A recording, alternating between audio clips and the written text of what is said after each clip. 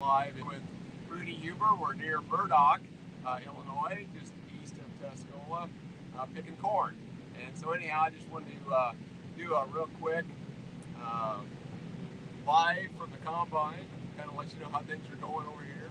And so, Rudy, thanks for having me in the combine today. How's things going? Well, so far so good. We're getting towards the end of harvest. Seems like it's been quite a while, but it's been better yield-wise than what we anticipated in this area because we were so dry through the months of June and July.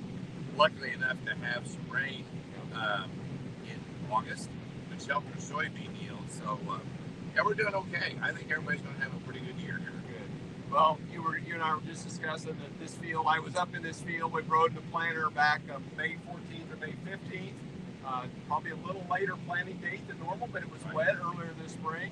Yeah. And so for most everybody in Central Illinois, East Central Illinois, harvest started a little bit later than It did. for some. It did, and I think a lot of us were kind of surprised that it was later than what we anticipated because we thought it maybe be sooner than later because of the heat that we had, extreme heat.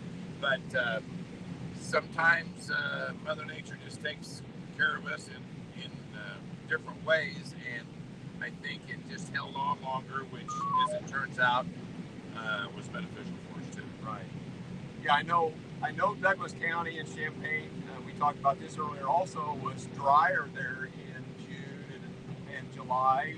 At home in Shelby County, we had rain the 21st of May. That's Saturday, and then we never got rain for another 28 days, and was starting to be a part of that drought that you guys were experiencing up here. There, and then finally, the end of June, it started drilling a little rain for us, and then right after the 4th of July, it started raining, and it just seemed like it rained all the time. You guys were fortunate.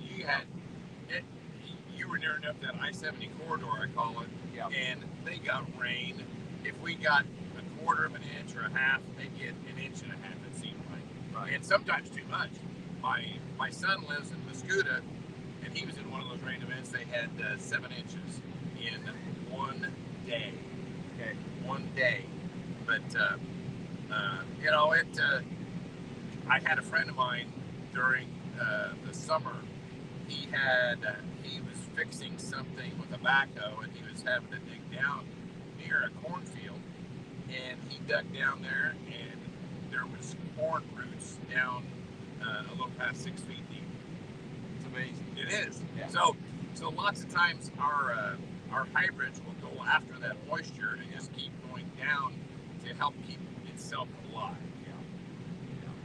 Yeah, it's amazing how there is in these different kinds of plants, they have a desire to live. They do, kind of like a lot of us humans do. I know I was cutting a few hedge trees down at home here late May and early June, and there's nothing but a stump about 1.5 feet tall, and sprouts were coming out of that head. I mean, a hedge tree or an Osage orange has an unbelievable desire to stay alive. They do. I don't know what it is. They do. It's just the inherent nature of them.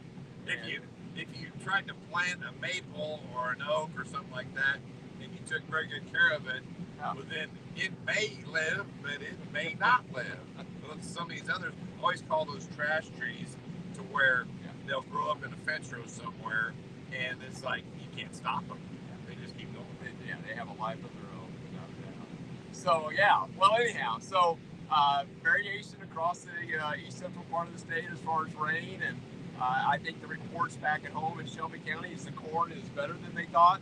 However, too much water has hurt our bean yields in places, and I think what we'll see in areas where the land may not be as dark and deep and rich as it is in other areas, but it's more rolling. So the heavy rains didn't pond up on some of those fields, and it actually benefited them. Lighter soil, a lot of water, but it didn't pond and didn't stick around. It kind of ran off, which helps those yields. Yeah, it's kind of like McLean County. It has a lot of role. Douglas County here is arguably the flattest county in the state, and for a percent of slope. Right. But this year, it probably helped us too. Right. And we have heavier soils. in this area also. Right. Right. So guys, we've just completed. This is a half a mile through, Half a mile through. and we've been just 5 minutes to do that. What are we about 5-6 miles an hour? Are we running that fast? We're going right now. I'm kind of driving to the trucks. If the trucks get back faster with it, I'll go a little bit faster. But we're going about 4.6 right now. Okay. All Which right. I know to some viewers that didn't sound like very much, but percentage-wise, if you go 3.6 or 4.6, well, percentage-wise, that's quite a bit. Yes, it is. Yeah. So we're going to make a turn on the end and go back down the other side. We this spring you were planting 24 rows wide. 24 rows wide. And you had the high-speed planter. We were kind of really rocking them through the Yeah, we were. We needed a shock absorber for our camera stand here.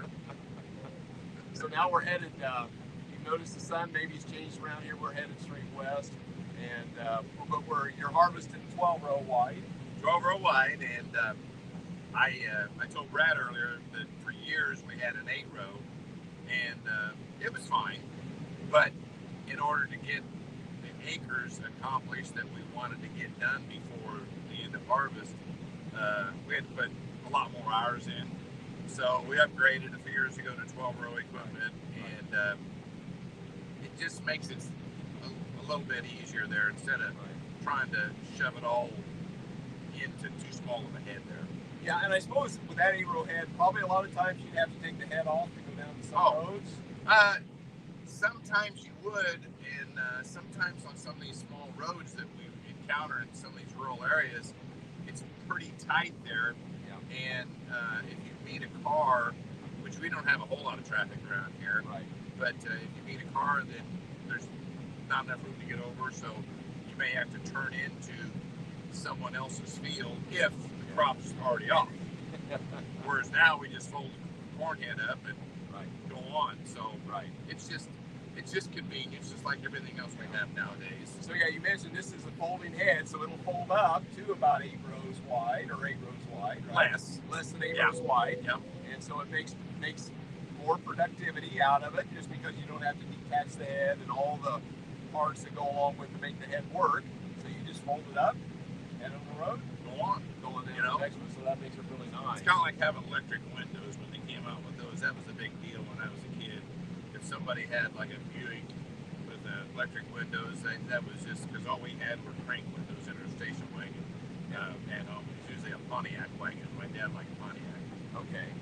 Yeah, electric windows, and wow, I don't know. It's just like a 4-door pickup and a 2-door pickup. It is. I don't even know you can buy a 2-door pickup anymore. They look pretty small anymore, don't they? Oh, really? They really do. So Brad, how's everything going on the campaign trail for our future governor, Darren Bailey? Well, he's hitting it hard. He's crisscrossing the state, literally crisscrossing the state. He's on a bus tour, isn't he? He's on a bus tour, started yesterday, and they were Springfield, Litchfield, Belleville, I think, last night. They're in southern Illinois today all day, and then they'll kind of start back up the eastern side of the state tomorrow, Mattoon, Arthur, Decatur. Wow. And then they end up further points north. So we're, 18, 19, 20 days out from the election. November the 8th. Close. It's thankfully getting close. And I think we're probably all excited about this finally coming to an end. Yeah. It seems like, in Illinois, we have this early voting date that starts 40 days in advance. So September 29th, early voting, vote by mail started. And so we don't have election day anymore. We have almost like an election season. It is. It's like baseball season. It's like we got 160 games. About as long as baseball season. Yeah, it's just. Well, and I wondered too about the people that work at the courthouse, and I'm not opposed to it, but how much more work that is for the staff to take care of us if one of us wants to come in and vote. Right. So they, in the defense of the clerks and their team, is they've got their daily activities of recording and doing and all the stuff that they do. Well, now they've always got to have people there for constituents that walk in that want to early vote. You just got to be every day, and then actually, depending on the location, I think by law they've got to do some Saturday stuff. Oh, they do. Yeah. So all these things allow for more voter access, but they're increased budgetary pressures too, because you got to bring people in on overtime on Saturdays or maybe longer days, and it's just the world we live in today. That's just the way it is. But it's what was really interesting, and I comment about this from time to time, is the schedule this spring, which the primary moved from March to the end of June. Some stuff was compacted, but they didn't compact the 40 days early voting and vote by mail, and some of those things were not compacted. So you had part of the schedule that was changed and dramatically compacted, part of the schedule wasn't. You had this kind of hodgepodge or a hybrid situation going on. It just made it very difficult to navigate. We got through it. Well, I've always I remember the first time I got to vote when I turned 18, and I've found it to be mostly a privilege. Yeah. And I enjoyed voting, whether it was primary or general, and marked it on the calendar and made it a point to be there to vote. Right. And I think somewhat maybe we've just lost a little bit of that to where it's just everybody can, they don't have to go look and see where their polling place is. Right. And who knows who all is voting there, but right. But get out the vote. We need to vote this year too. Yeah, we need big turnouts if we're going to change the state around. And I know when it comes to the legislature, a lot of these districts are heavily weighted Republican or Democrat, more Democrat in the state of Illinois. But there are some districts that, they're within 2 or 3 points of each other, one way or the other. Oh, are they? So wow. Voter turnout makes a huge difference in some of those things. And overall, in the statewide races, voter turnout in Douglas County, in Shelby County, in our central and southern Illinois counties will kind of help contribute to the big picture statewide. Right. I can believe that, and I just think we need to get all of us here. We always say that down here south of I-80 to get out and vote and support your candidate and our candidate too. Right. And because I don't think there's anyone that's been untouched by some of these inflationary measures going on. Your stock market is a downward spiral, so we just need to right the ship. Yep, things need to change. And but no, I think Bailey's doing a whale of a job traveling all over. I don't have a race this fall, so I'm thankful for that. It's kind of freed me up to do some other things, and so I'm excited about not having a race this fall. 2 years ago, I did have. I still came away in a pretty big win. I think it was 73 to 27. So Holy cow! It was a pretty big win. But again, these districts in this part of the country or the state are heavily lopsided one way, whereas you get in around Chicago and parts of Cook County, you've got districts that are 80%, 90% plus Democrat. I mean, I don't know you can pick any superstar you want to be a Republican, and I'm not sure they're going to win as Republican in some of those districts. For you viewers out there, I told Brad earlier what my comment was on what we're talking about here, and Abraham Lincoln, I don't think could even get elected to up north of I-80 now, and it's Abraham Lincoln. So, yeah, exactly right. So anyhow, we're just under 3 weeks out, and we'll see how it all goes. Everybody says, well, this is the most important election of a lifetime.